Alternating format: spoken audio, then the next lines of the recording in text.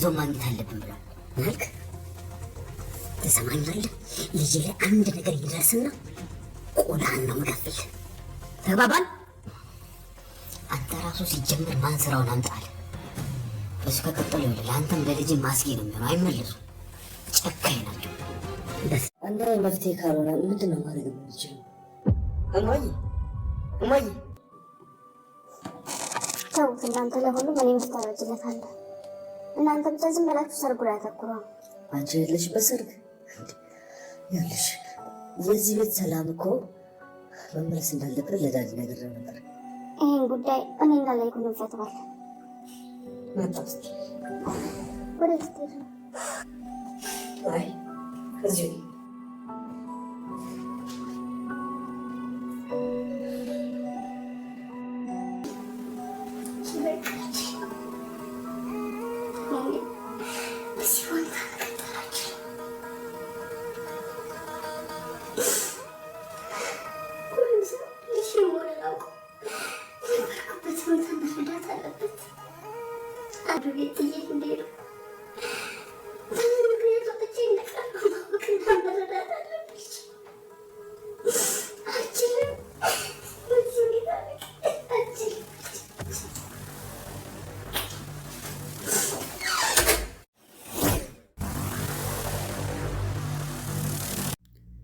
ወይዘሮ ዝኑ እጅ ከፈንጅ ያዘቻት ፈንቱን።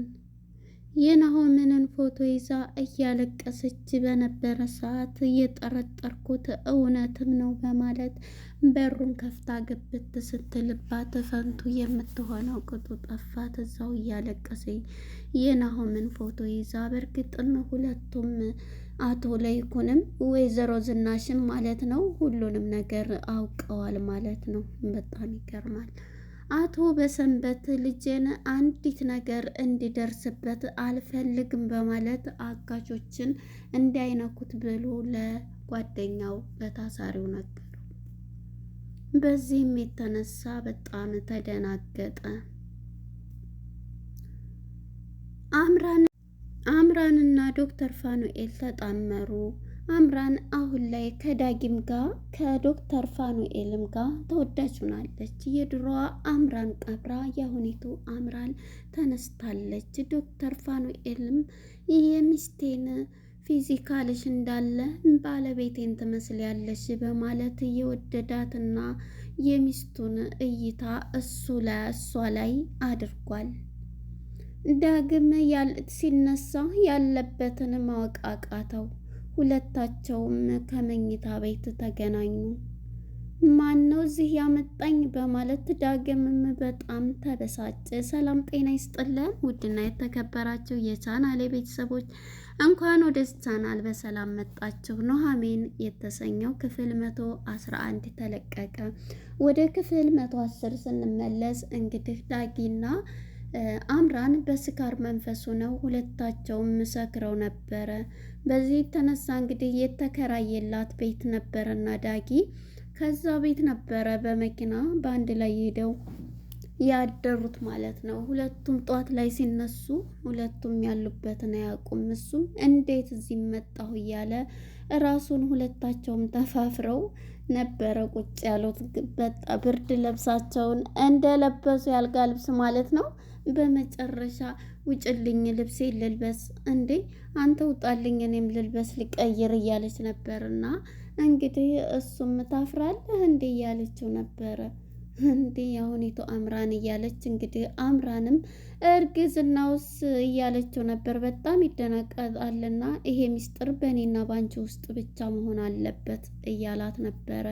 ለዚህ እንኳን ችግር የለውም እያለች ነበርና እንግዲህ እርግዝና ባልተፈጠረ በል እንጂ ስትለው በጣም ይደናገጣል ማለት ነው። ዳግም እንግዲህ ላይ ተርሰው ሲወጡ ማለት ነው በጣም እያወር ነበርና እሷም እንግዲህ ለእሷም ጥሩ ሀሳቢና ጥሩ እንትን ሆኗል ማለት ነው። ዳግም የወደዳት ይመስላል አምራንን። ዶክተር ፋኑኤልም እንደዚሁ ማለት ነው የሚስቱን ትውስታ በአምራን ውስጥ እያየ ነው ማለት ነው። እንግዲህ አምራን በሁለቱ ልትወደር ትችላለች፣ እንዴትስ ቤት ተከራየልሽ እያለ እየጠየቃት ነበረ። አምራንም እንደሞም ድሮ አምራን እኮ ይሄን ቤተሰብ እንዴት አድርጌ ነበረ እንደማንቀጠቅጠውና እንደም የእነሱን ቤተሰብ ለመጣል ያልሄድኩትና ያላደረግኩት የለም። ስለዚህ እንዴት ግን እኮ እንዴት እንትን አለ ያው ይምኪን አሳዝኛውም ሊሆን ይችላል እያለችው ዶክተር ፋኑኤልም እንግዲህ ከእሷ ጋር ተገናኝቶ በጣም እያመሰገነችው ነበረ። ላደረክላት ለጩና በጣም ነው የማመሰግነው እያለኝ ምንም ማለት አይደለ እኔ ለሰው እየኖርኩኝ ነው እያለ ለሰው መኖር እኮ በጣም ደስ ይላል እያለ ስለሱ ህይወትም እንግዲህ እያወራት ነበረ። በጣም ነው እንዳውም አንቺን ሳይ የሆነ በባለፈውም ላግኝሽና ላውራሽ እያልኩሽ በቃ የሆነ ህይወት የሆነ እንትን ስለምትይ ነው ሲላት፣ እሷም ትደነግጥና ማለት ስትለው አይ እንዳሰብሽው አይደለም የምልሽ ባለቤቴ ከዛሬ ስንት ዓመት የነበረ ባለቤቴና ልጄን ራሴ ገደልኳቸው በማለት እሷን ነው ቁርጥ የምትመስለው በማለት ፎቶዋን የባለቤቱንና የልጁን ፎቶ ይሰጣታል አምራን ማለት ነው። አምራንም እኔን ትመስላለች በማለት በጣም አዝናለሁኝ፣ ጠንካራ መሆን ነው ህይወት ይቀጥላል እያለችው ይሄ ለሚሉት አባባል እንጂ ሲኖሩት አይሆንም እያለ እንግዲህ እያላት ነበረ። እናም እንግዲህ ልጆችን ያጣበት በመኪና አደጋ ውሃ ጠምቶኝ የዛን ቀን ምን አለ ጥሜን ብቋቋም ምን አለ ባልሄድ እያለ እየለደመ ነበርና ባለቤቴን የሰርግ ቀናችንና የልጃችንን በርስዴይ ልናከብር ነበር እየወጣን የነበር ነው። መኪና ውስጥ ትቻቸው ውሃ ላመጣ ልጠጣ እንደሄድኩኝ ትልቅ መኪና መጥቶ ተጭኖ ነው የገደላቸው በማለት እንግዲህ ለአምራንም ታሪኩን ይነግራታል። በጣም አዝናለሁ፣ በቃ ደግሞ እንደዚህ መሆን የለብም፣ አንተ ደግሞ ጠንካራ ነህ ለሰዎችም ታደርገው እያለችው ነበረ ማለት ነው። እንግዲህ በመጨረሻ ዶክተሩም ይሄንን እያለችው አምራን ጋራ በጣም እያለፉ ነውና ደስ የሚል ጊዜ ስለ ትምህርቷም ደረጃ እየጠየቃት 9ኛ ክፍል ነው መሰል ነበርኩ መሰለኝ እያለችው እንዴ መሰለኝ ነው እንደምትይው ብላትም 9ኛ ክፍል 3 ነው የወደቅኩት በዛው አቋረጥኩኝ እያለች ስትነግረው ነበር። በመጨረሻ እንግዲህ እሱም ወደ ቤት ነይ ሻይ ቡና ቢላትም አይሄዳለው ብላ እንግዲህ በአንድ ሲሄዱ እያወሩ ሳለ እንግዲህ ወደ ቤት ምን ሻይ ቡና ልበልህ እንዳልልህ የሻይ ማፍሊያ እቃ እንኳን ምንም አላሟላሁም እያለችው እንዴ ሻይ ባይኖርም እኮ ውሃ ይቻላል ብላት፣ አይ አንተን የመሰለማ ትልቅ እንግዳ በውሃ አልሸኝም ብላ እንግዲህ በቃ ቻው ደህና ሁን፣ ሁሉንም ስራ ቀጥርሻለሁ እዛ የሆነች ልጅ ቀልጠፍ አክቲቭ የሆነች አይደለ ምናምን ሲላት፣ አይ አመሰግናለሁ የሰው እንጀራ በሰው እንጀራ መግባት አልፈልግም ብላ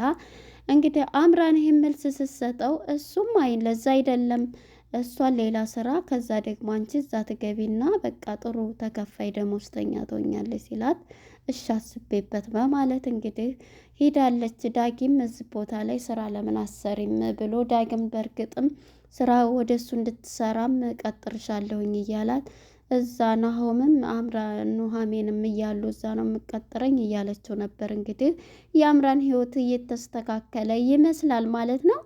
እንግዲህ አምራን የድሮዋን አምራን ቀብራ ያሁኑ አምራን ነች ያለችው ማለት ነው።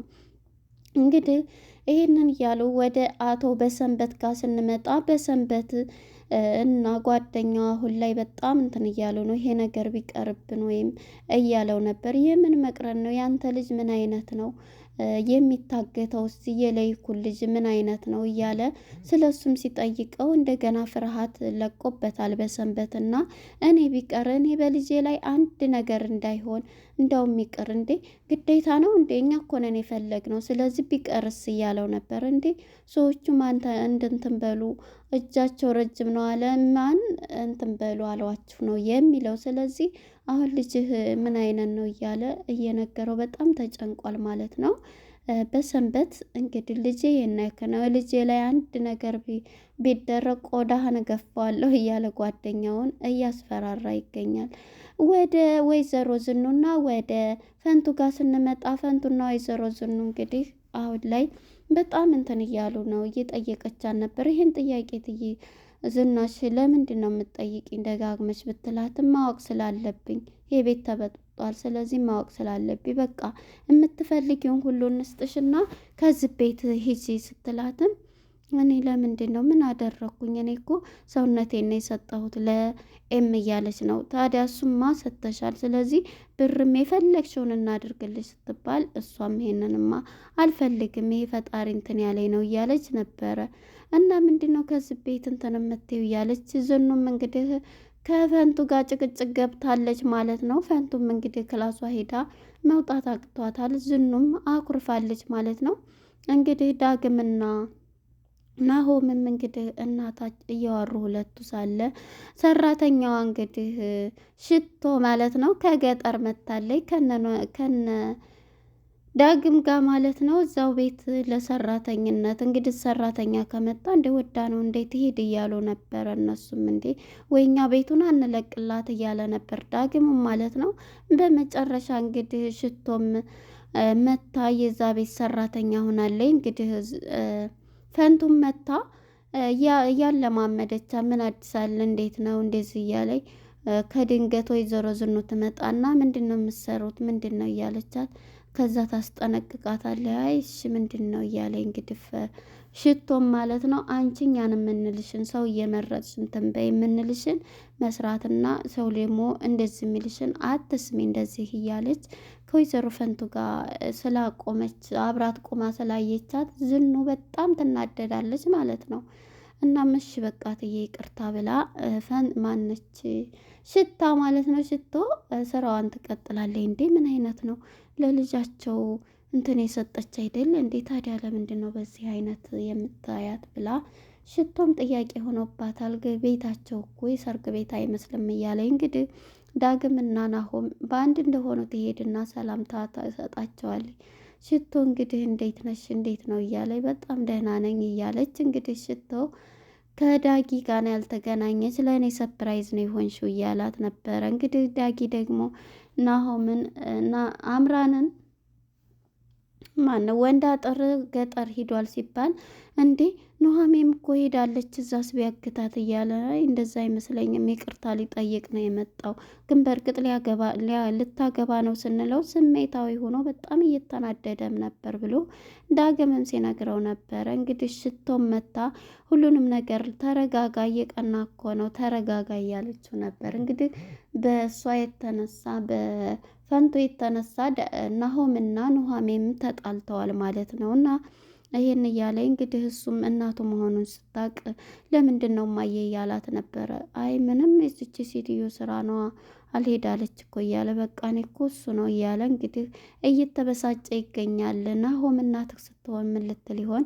እናም ናሆምም እንግዲህ በባለፈውን ፓርቶችም እኮ እናቴ ልትሆን ትችላለች ብሎ አባቱ ላይ ጮሆበት አባቱ በጥፊ መቶት ነበረ ማለት ነው። እናም በዚህ የተነሳ አሁን ላይ ዳግም ማን ነው ናሆም ያለበት ሁኔታ በጣም እየተናደደም ነው። እንዴ ተረጋጋ አረጋጋው እንጂ አሁን ላይ እኮ ኑሃሜንን ይቅርታ ብሎ ጠይቋል፣ ይቅርታ ተጠያይቀዋል ብላ ወንድ አጥር ጠይቋል ብለው ነግራኛለች ብላ ለሱ ትነግረዋለች ማለት ነው። ስልክም ሲሞክሩ የሷ ለቅሶ ስለሄደ ገጠር እዛ ያግታታል ብሎ ናሆም ተናዷል ማለት ነው። ተረጋጋ እያሉት ማለት ነው። በመጨረሻ እንግዲህ ወደ ዝኑና ወደ ልጆቿ ስንመጣ እማዬ በጣም እኮ እየሄድሽ ነው ዝም በይ ስትላት፣ ግን ቤታችሁ ግን ይቅርታ አድርጎልኝና የሰርግ ቤት ቀርቶ የምንም አይመስል እኮ እያለች ነበረ። ያው በሸራ ጠቅልሎ ሊወስዳት ይሆናል እያለኝ ነበር ማለት ነው። እንግዲህ ሽቷም ይሄን እያለች ነበረ። በመጨረሻ እንግዲህ ዝኑ በሀሳብ ሄዳለይና እማዬ እያሏት ነበረ። ቆይ በቃ ነኝ ብሎ ዳጊም ተነስቶ ወደዛው ሲሄድ ነበር። እሷም የት ልትሄድ ነው ብትለው አይ ወደዚህ ነው ብላ እንግዲህ ፈንቱ ደግሞ ከክላሷ ቁጭ ብላ የናሆሜንን ፎቶ ይዛ እያለቀሰች ትገኛለች ማለት ነው።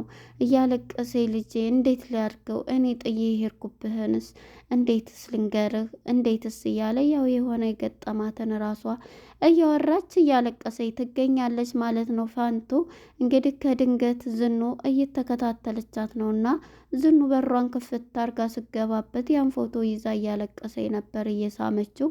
ከድንገት ስታይ ድንግጥ ነው ያለችው። እንግዲህ የምንድን ነው ብላ ትቀማታለች ፎቶውን ብዬ አስባለሁ። እንግዲህ እውነቱን ይወጣል። አንቺ የናሆመን እናት ነሽ ብላትም ነበረ በባለፈውም። አሁንም ፎቶውን ይዛ ያዘቻት እጅ ከፈንጅ ማለት ነው። እንግዲህ እውነቱን መናገር አለባት። በዚህ መቀጣትም የለባት። በቃ እኔ ነኝ ብላ ተናግራ ወይም እንግዲህ መሄድ ወይንም በቃ ይህንን እናቱን እሱንም እንትን ማለት አለበት ማለት ነው። እንግዲህ ለነበረን ቆይታ እናመሰግናለን። ቀጣይ ፓርት እስከምንገናኝ መልካም ጊዜ ይሁንላችሁ። ባይ ባይ።